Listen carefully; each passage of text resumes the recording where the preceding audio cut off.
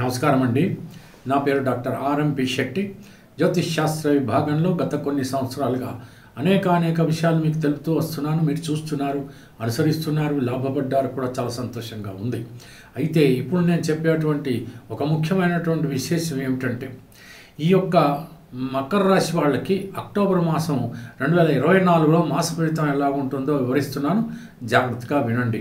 ఈ మకర రాశిలోకి వచ్చేటప్పటికి ఉత్తరాషాఢ 2, 3, 4 పాదాలు, శ్రవణ నక్షత్రం 1, 2, 3, 4 పాదాలు, ధనిష్ట నక్షత్రం 1, 2 పాదాలు మాత్రమే ఉంటాయి. ఇకపోతే గ్రహ గమనాలు కనుక తీసుకున్నట్టయితే ఈ మకర రాశి వాళ్ళకి వచ్చేటప్పటికి ద్వితీయంలో శనైశ్వరుడు, తృతీయంలో రాహు అంటే మీనరాశిలో రాహువు, ఆ తర్వాత గురువు పంచమంలో, కుజుడు షష్టమంలో, ఆ తర్వాత 9వ భావంలో అంటే భాగ్యస్థానంలో కేతువు, రవి, బుధులు ముగ్గురు కూడా ఉన్నారు. మరి శుక్రుడు మాత్రం తులారాశిలో అంటే 10వ స్థానంలో కేంద్ర స్థానంలో ఉండటం అనేది జరుగుతోంది.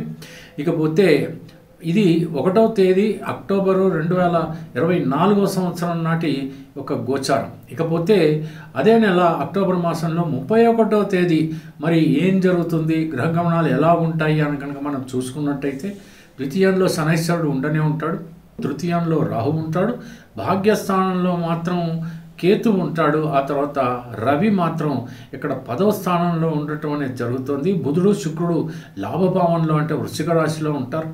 ఇక గురువు మాత్రం పంచమంలోనే ఉండటం జరుగుతుంది. కుజుడు మాత్రం సప్తమంలోకి కర్కాటక రాశిలోకి ప్రవేశిస్తాడు. మరి ఎలాగుంటుంది పరిస్థితి అంటే మాత్రం ఖచ్చితంగా బాగానే ఉంటుంది. సంతానం విషయంలో బాగుంటుంది, అభివృద్ధి ఉంటుంది, ఆర్థిక పరిస్థితి బాగా మెరుగుపడుతుంది. కాకపోతే ఏంటంటే ఇవాళ వస్తుంది అనుకున్న డబ్బు వెంటనే రాకపోవచ్చు, ఒక 3 రోజులు 4 రోజులు, ఒక 10 రోజుల తర్వాత రావచ్చు. కానీ అంత ఆందోళన పడాల్సినటువంటి అవసరం లేదు. మీకు రావాల్సినటువంటి డబ్బు మీకు ఖచ్చితంగా చేతికి అందుతుంది. ఇంక్రిమెంట్స్ కానీ ప్రమోషన్స్ కూడా మీకు దొరికేటువంటి పరిస్థితులు ఏర్పడతాయి. రాజకీయ రంగంలో ఉన్నటువంటి వాళ్ళకి కూడా బాగానే ఉంటుంది. వాళ్ళకి పదవులు లభించడం, లేకపోతే మర్యాదలు లభించడం, వాళ్ళు విందు వినోదాల్లో పాల్గొనడం, ఇవన్నీ కూడా జరుగుతాయి. శుభకార్యాల్లో అందరూ కూడా పాల్గొంటారు. ఆ తర్వాత విందు వినోదాల్లో అందరూ కూడా పాల్గొంటారు ఈ మకర రాశి వాళ్ళు. ఇకపోతే దూర ప్రయాణాలు కూడా చేసేటువంటి అవకాశాలు ఉన్నాయి. మరి సోదరీమణులతో సఖ్యతగా ఉండకపోతే ఏదైనా చిన్న తగాదాలు, గొడవలు రావచ్చు. దంపతుల మధ్యన మాత్రం సఖ్యత కుదురుతుంది, ప్రేమ, అనురాగం అన్నీ కూడా చోటు చేసుకుంటాయి. ఇంట్లో వాతావరణం కూడా ప్రశాంతంగానే ఉంటుంది. పిల్లలు కూడా చదువుకునేటువంటి చదువు బాగానే చదువుకుంటారు. ఏ రకంగానూ పెద్దలని వాళ్ళు విసిగించరు. పెద్దల విషయంలో మాత్రం చాలా బాగుంటుందని చెప్పచ్చు. పెద్దల సహకారంతో, వాళ్ళ ఆశీర్వాదంతో మీరు కూడా అభివృద్ధి పదంలోకి నడుస్తారు. కొత్తగా ఏదైనా వ్యాపారాలు ప్రారంభించాలనుకుంటే తప్పకుండా మీరు ప్రారంభించేటువంటి అవకాశాలు మీకు కలుగుతున్నాయి. భాగస్వాములు కొత్తగా కలిసి మీ ఆర్థిక పరిస్థితికి బలం కూడా కలుగుతుందని మీరు అర్థం చేసుకోవచ్చు. విదేశాలకు వెళ్ళాలనుకుంటున్నటువంటి వాళ్ళు సత్వరం మీ ప్రయత్నాలు ప్రారంభించండి. తప్పకుండా వెళ్ళేటువంటి అవకాశాలు కూడా ఉంటాయి. వివాహం జరగనటువంటి వాళ్ళు మీ యొక్క సంబంధాలు మీరు వెతకండి. తప్పకుండా మీకు వివాహం జరుగుతుంది. సంబంధాలు కూడా అద్భుతంగానే మీకు దొరుకుతాయి.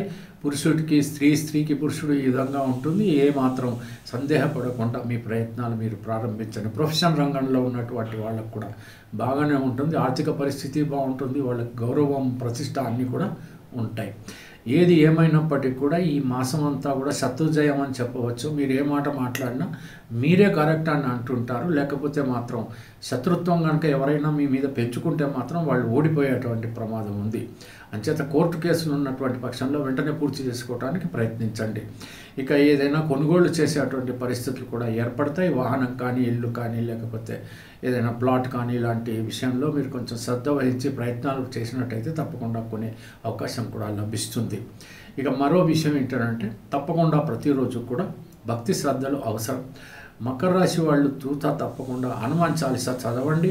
ఆ తర్వాత ఖచ్చితంగా దత్తాత్రేయ స్వామిని పూజించండి. ఈ 2 కనుక చేసినట్టయితే శుభం, సౌభాగ్యం అన్నీ ఉంటాయి. దూర ప్రయాణాలు చేయవలసి వస్తే కొంచెం జాగ్రత్తగా ఉండండి. ఎలాంటి ఇన్ఫెక్షన్స్ రాకుండా, ఎలాంటి గాయాలు తగలకుండా చూసుకొని సరిపోతుంది. ఇక ఎవరిని కూడా ఎట్టి పరిస్థితుల్లోనూ ఏ రకంగానూ విసిగించవద్దు. ప్రేమికులకు అద్భుతమైనటువంటి మాసంగా దీన్ని మనం తెలుసుకోవచ్చు. మీరు చూస్తారు కూడా. తెలిసింది కదా. సెలవు. మరి ఉంటాను. నమస్కారం.